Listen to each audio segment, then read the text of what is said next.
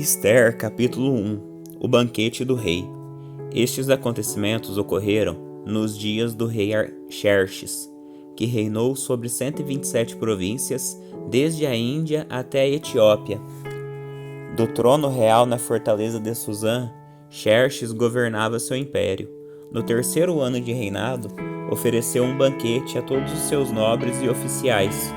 Convidou todos os oficiais militares da Pérsia e da Média, e os príncipes e nobres das províncias. A festa durou 180 dias e foi uma demonstração formidável de grande riqueza do império e da pompa e esplendor de sua majestade. Terminada a celebração, o rei ofereceu um banquete para todo o povo que estava na fortaleza de Suzã, desde os mais importantes até os mais humildes. O banquete durou 7 dias e foi realizado no pátio do jardim no Palácio Real. O pátio estava enfeitado com cortinas brancas de algodão e com tapeçaria azuis, presas com cordas de linho branco e fitas vermelhas e argolas de prata fixadas a colunas de mármore. Havia sofás com armação de ouro e de prata, também um piso de mosaico de pórfiro, mármore, madrepérola e outras pedras preciosas. As bebidas eram servidas em taças de ouro de diversos modelos, e havia grande quantidade de vinho real para mostrar a generosidade do rei. Por ordem do rei, podia-se beber à vontade, pois ele havia instruído os oficiais de seu palácio a servirem quanto vinho cada convidado quisesse. Na mesma ocasião, a rainha Vasti ofereceu um banquete para as mulheres no palácio do rei Xerxes. A rainha Vasti é deposta. No 7º dia da festa, quando o rei Xerxes estava muito alegre por causa do vinho, ordenou aos 7 eunucos que o serviam, Meumã, Bista, Arbona, Bigtá, Abagta, Zetar e Carcas, que lhe trouxessem a rainha Vasti, usando a coroa real. Ele queria que os nobres e os demais convidados contemplassem sua beleza, pois era uma mulher muito bonita. Mas quando transmitiram a ordem do rei à rainha Vasti, ela se recusou a ir. O rei ficou furioso e indignado.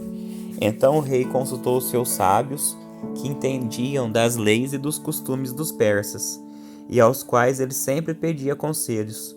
Seus nomes eram Cársena, Setar e Admata, Tarsis, Meres, Marcena e Memucã, 7 nobres da Pérsia e da Média. Tinham acesso direto ao rei e ocupavam os cargos mais altos do império. O que se deve fazer com a rainha Vasti? Perguntou o rei. De acordo com a lei, qual é o castigo para uma rainha que se recusa a obedecer às ordens do rei, transmitidas pelos eunucos? Memucã respondeu ao rei e aos nobres. A rainha Vasti ofendeu não somente o rei, mas todos os nobres e cidadãos da província do império. Mulheres de toda parte começarão a desprezar o marido quando souberem que a rainha Vasti se recusou a comparecer diante do rei. Antes de terminar este dia, as esposas dos nobres do rei, em toda a Pérsia e a Média, saberão que a rainha fez e começarão a tratar o marido da mesma forma. Haverá grande desprezo e indignação sem fim. Portanto, se parecer bem ao rei, sugerimos que publique um decreto real, uma lei dos medos e dos persas, que não pode ser revogada. Determinará que a rainha Vasti seja expulsa para sempre da presença do rei Xerxes, e que o rei escolha outra rainha mais digna que ela. Quando o decreto for publicado em todo o vasto império do rei, maridos de toda parte, seja qual for a posição social, serão respeitados pela esposa. O conselho pareceu razoável ao rei e seus nobres, e ele aceitou a proposta de Memucã. Enviou cartas a todas as partes do império, a cada província, em sua própria escrita e língua, proclamando que todo homem devia ser o chefe de sua própria casa e ter sempre a última palavra. Ester, capítulo 2. Ester se torna rainha. Passada a indignação de Xerxes, ele começou a pensar em Vasti, naquilo que ela havia feito e no decreto que ele havia publicado. Então seus conselheiros sugeriram: permita que procuremos em todo o império moças belas e virgens para o rei, e que o rei nomeie agentes em cada província para que tragam essas lindas moças do harém na fortaleza em Suzã. Hegai, eunuco do rei e encarregado do harém, providenciará que elas recebam tratamentos de beleza. Depois disso, a moça que mais agradar o rei se tornará rainha em um lugar de Vaste. O rei gostou muito deste conselho e o pôs em prática. Nesse tempo havia na fortaleza de Suzã um judeu chamado Mardoqueu, filho de Jair. Era da tribo de Benjamim e descendente de Quis e Simei. Sua família estava entre aqueles que, com Joaquim, rei de Judá, tinham sido deportados de Jerusalém para a Babilônia pelo rei Nabucodonosor. Mardoqueu tinha uma prima jovem, muito bonita e atraente, chamada Hadassa, também conhecida como Ester.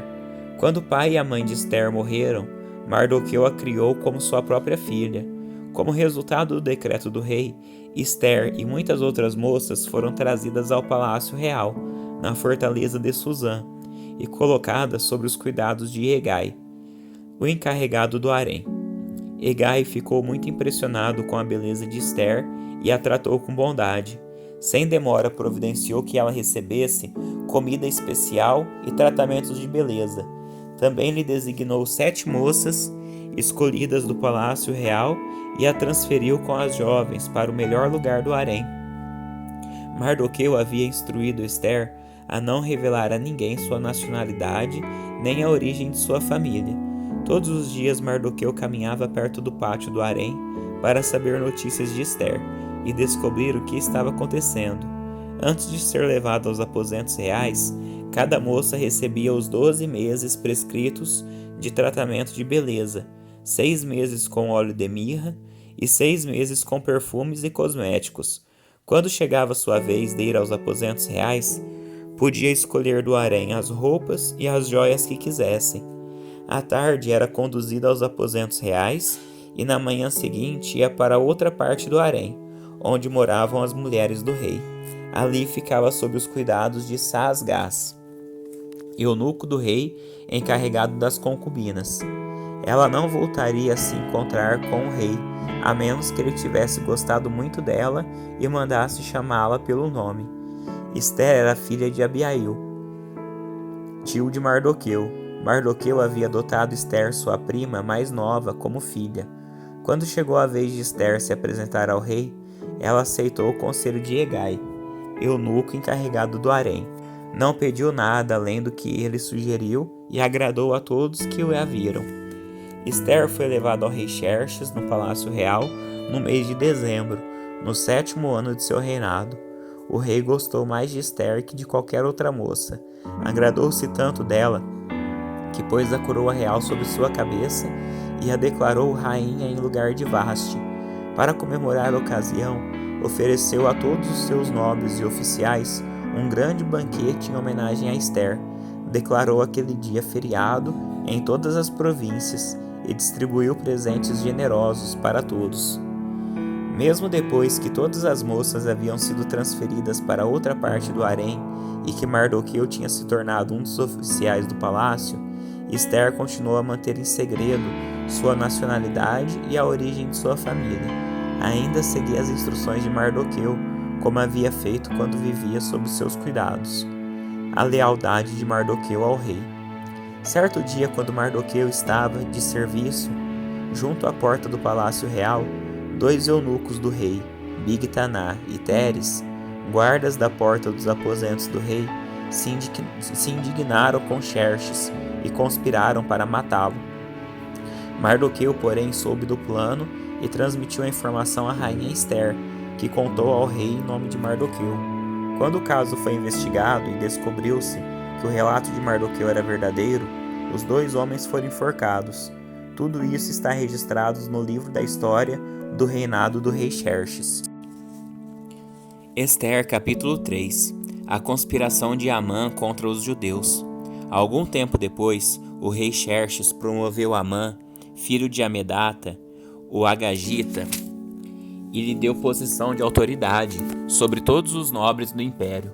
Quando Amã passava, todos os oficiais do palácio real se curvavam diante dele para lhe demonstrar respeito, pois o rei assim havia ordenado. Mardoqueu, porém, não se curvava diante dele para lhe demonstrar respeito. Então os oficiais do palácio perguntaram a Mardoqueu: por que você desobedece à ordem do rei? Todos os dias lhe diziam isso, mas ainda assim ele não dava ouvidos. Então contaram tudo a Amã, para ver se ele iria tolerar a conduta de Mardoqueu, pois Mardoqueu lhes tinha dito que era judeu. Quando Amã viu que Mardoqueu não se curvava para lhe demonstrar respeito, ficou furioso. Foi informado da nacionalidade de Mardoqueu e decidiu que não bastava matar somente a ele. Em vez disso, procurou um modo de destruir todos os judeus, o povo de Mardoqueu do império de Xerxes. Em abril do 12º ano do reinado de Xerxes, foram lançadas sortes, chamadas Purim, na presença de Amã, a fim de determinar o melhor dia do mês para executar o plano. A data sorteada foi 7 de março, quase um ano depois. Então Amã foi ao rei Xerxes e disse: há certo povo espalhado por todas as províncias de seu império, que se mantém separado dos demais. Eles têm leis diferentes das leis dos outros povos, e não obedecem às leis dos reis. Portanto, não é do interesse do rei deixar que vivam. Se parecer bem ao rei, publique um decreto para que eles sejam destruídos, e eu darei 350 toneladas de prata aos administradores do governo para serem depositadas nos tesouros do rei. O rei concordou, e para confirmar sua decisão, tirou do dedo o anel com o selo real e o entregou a Amã, filho de Amedata, o Agagita, inimigo dos judeus. O rei disse: a prata e o povo são seus, faça com eles o que lhe parecer melhor. Assim, no dia 17 de abril, os secretários do rei foram convocados, e um decreto foi redigido exatamente da forma como Amã ditou. Em seguida, foi enviado aos mais altos oficiais do rei, aos governadores das respectivas províncias e aos nobres de cada província, em sua própria escrita e língua. O decreto foi redigido em nome do rei Xerxes e selado com seu anel. As cartas foram enviadas por mensageiros a todas as províncias do império, com ordens para que todos os judeus, jovens, idosos, mulheres e crianças, fossem destruídos, mortos e aniquilados num único dia. A data marcada para que isso acontecesse era 7 de março do ano seguinte. Os bens dos judeus seriam entregues a quem o matasse. Uma cópia do decreto devia ser publicada como lei em cada província e proclamada a todos os povos, a fim de que estivessem preparados para cumprir seu dever na data marcada. Por ordem do rei, o decreto foi rapidamente enviado por mensageiros e também foi proclamado na fortaleza de Suzã. Então o rei e Amã se sentaram para beber, enquanto a confusão se espalhava pela cidade de Suzã.